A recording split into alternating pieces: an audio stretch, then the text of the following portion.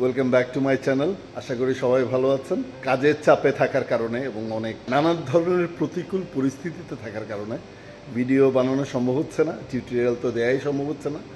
আমি ছোট ছোট ইউটিউব শর্টস দিচ্ছি, কারণ ইউটিউব এই ব্যাপারে আমাদেরকে উৎসাহিত করে। আর শর্টসগুলো আপনাদের সাথে শেয়ার করতেও ভালো লাগে এবং আরও নানা টুকটাক কাজের ভিডিও আমি যেই ডিপার্টমেন্টটা দেখি, আমি যদিও আসলে সত্যি কথা বলতে আমি এখানে প্রত্যেকটা ডিপার্টমেন্ট দেখি। তো আজকে রাতে আমাদের ডিউটি আপাতত শেষ, রাতে মানে এখন আসলে সত্যি কথা বলতে সকাল অলরেডি হয়ে গেছে।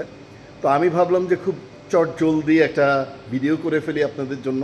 আপনাদের সঙ্গে একটু দেখা হয়ে গেল, আমার প্রেজেন্ট লুকটা দেখতে পেলেন। ঝটপট আপনাদের 2-3টা প্রশ্নের উত্তর দিয়ে আজকের ভিডিওটা শেষ করে ফেলবো। যদিও এটা কিন্তু শর্ট ভিডিও না, বাই দ্য ওয়ে, কিন্তু শর্ট স্টাইলে রেকর্ডিং করা, ইচ্ছা করে রেকর্ডিং করছি ফ্রন্ট ক্যামেরা দিয়ে মোবাইল ফোনে। কমন যে প্রশ্নগুলো শোনা যায় তার মধ্যে একটা প্রশ্ন যেটা সর্বোচ্চ শোনা যায়, সর্বোচ্চ আমি পাই, সেই প্রশ্নটার উত্তর আপনাদেরকে দিয়ে আপনাদের প্রশ্ন উত্তর পর্বটা শুরু করতে চাচ্ছি। যেই প্রশ্নটা সর্বোচ্চ আমি পাই সেটা হচ্ছে যে আমি এসএসসি কমপ্লিট করেছি, বা আমি এইচএসসি কমপ্লিট করেছি, বা আমি পড়াশোনা বেশি দূর করতে পারি নাই, আমি হয়তো ক্লাস 9 পর্যন্ত পড়েছি, 8 পর্যন্ত পড়েছি, বা আমি অনেক আগে ডিগ্রি কমপ্লিট করেছি। এই ধরনের প্রশ্নগুলোর পরেই একটা প্রশ্ন আসে হচ্ছে যে আমি কি শেফ হতে পারবো কিনা। এখন প্রফেশনাল শেফ হিসেবে আমি বলবো যে না, আপনি এই শিক্ষাগত যোগ্যতা দিয়ে শেফ হইতে পারবেন না। আপনি রান্না পেশায় আসতে পারবেন আপনার যদি মুখস্থ বিদ্যা ভালো হয়, আপনার যদি ব্রেন ভালো হয়, আপনি যদি ভালো মনে রাখতে পারেন, তাহলে আপনি একজন কুক হিসেবে নিজেকে গড়ে তুলতে পারবেন। অর্থাৎ মুখস্থ রান্না আপনি জিনিসগুলো শিখলেন এবং করলেন।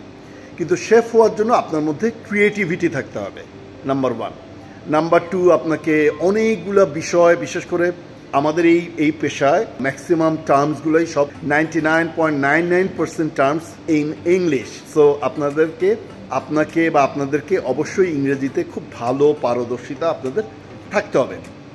এখন এই প্রশ্নটা এইভাবে আসতে পারে যে আমি মোটামুটি ইংরেজি তো ভালো বুঝি, তাহলে তো আমি শেফ হইতে পারার কথা না। এরপরেও আপনার অঙ্কের উপরেও দক্ষতা থাকতে হবে, সেকেন্ড কন্ডিশন। থার্ড কন্ডিশন হচ্ছে আপনার মিনিমাম একটা শিক্ষাগত যোগ্যতা থাকতে হবে, যেটা আমি সবসময় বলি যে আপনাদের মিনিমাম ডিগ্রি পাস হইতে হবে, বা গ্র্যাজুয়েশন থাকতে হবে, বা অনার্স থাকতে হবে। কেন থাকতে হবে?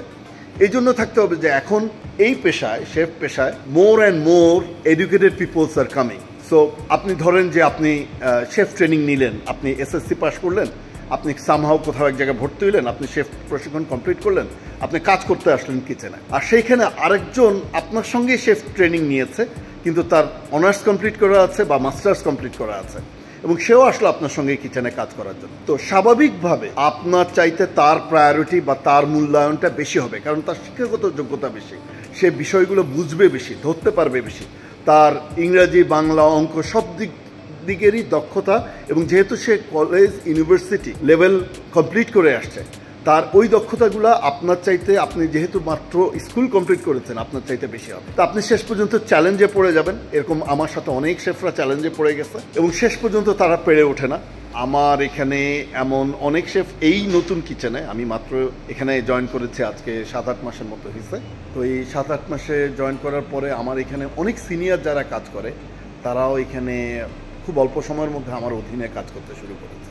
তো যাই হোক, অনেকগুলো কথা বলে ফেললাম। মূল কথা হচ্ছে যে না, আপনি শেফ হইতে পারবেন না। আর এছাড়াও এরপরেও যদি আপনার মনে হয় যে না, শেফ, আমাদের মনে হচ্ছে যে আমরা শেফ হইতে পারবো, বা আমার মনে হচ্ছে আমি শেফ হইতে পারবো, তাহলে you better go through with my channel.